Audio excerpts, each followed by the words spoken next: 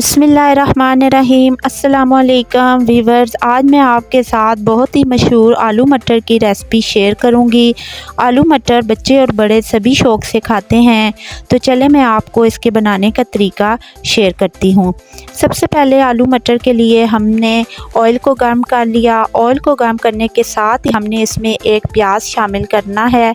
प्याज को हम लाइट पिंक करेंगे और लाइट पिंक करने के साथ ही हम इसमें अदरक लहसुन का पेस्ट 1 टेबलस्पून वो ऐड कर देंगे। अदरक लहसुन का पेस्ट और प्याज दोनों को हमने लाइट ब्राउन शेड में लेके आना है।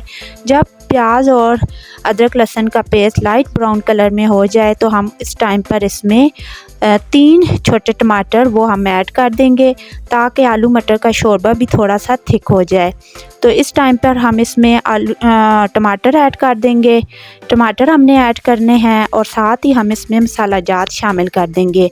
मसाला जात में हम इसमें शामिल करेंगे सुर्ख मिर्च, वो हमने लेनी है तकरीबन 2 टेबलस्पून। हल्दी लेनी है हमने 1/2 टेबलस्पून और इसमें हमने शामिल करना है नमक, वो हमने 1 टेबलस्पून, या अपने जायके के हिसाब से भी आप शामिल कर सकते हैं।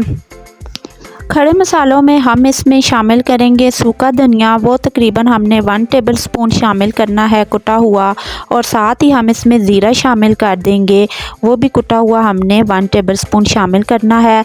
और अब हम मसाले को बहुत अच्छे तरीके से भूनेंगे। यहाँ पर मसाले की हम बहुत अच्छी भुनाई करेंगे। यहाँ पर मसाले की अच्छी भुनाई करने के बाद हम इसमें मटर ऐड कर देंगे। तकरीबन 1 बाउल मैंने इसमें मटर का लिया है, ये हो जाएगा तकरीबन 25 ग्राम।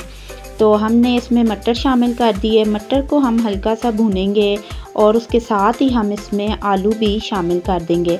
आलू और मटर दोनों को हमने बहुत ही अच्छे तरीके से तकरीबन 5 से 7 मिनट तक आपने इसको अच्छे से भूनना है, ताकि मसाला जात जितने भी हैं वो मटर और आलू दोनों में मिक्स हो जाएं और एक अच्छी सी खुशबू फैल जाए।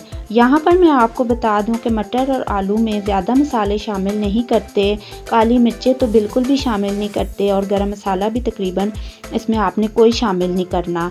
हमने सिर्फ इसमें सूखा धनिया और इसमें हमने ज़ीरे का इस्तेमाल किया है, बस वही इसके लिए काफ़ी है।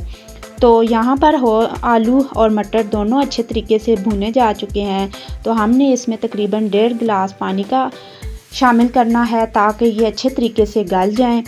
ये देखें, इनको हमने अच्छे तरीके से गलने के लिए रख देना है।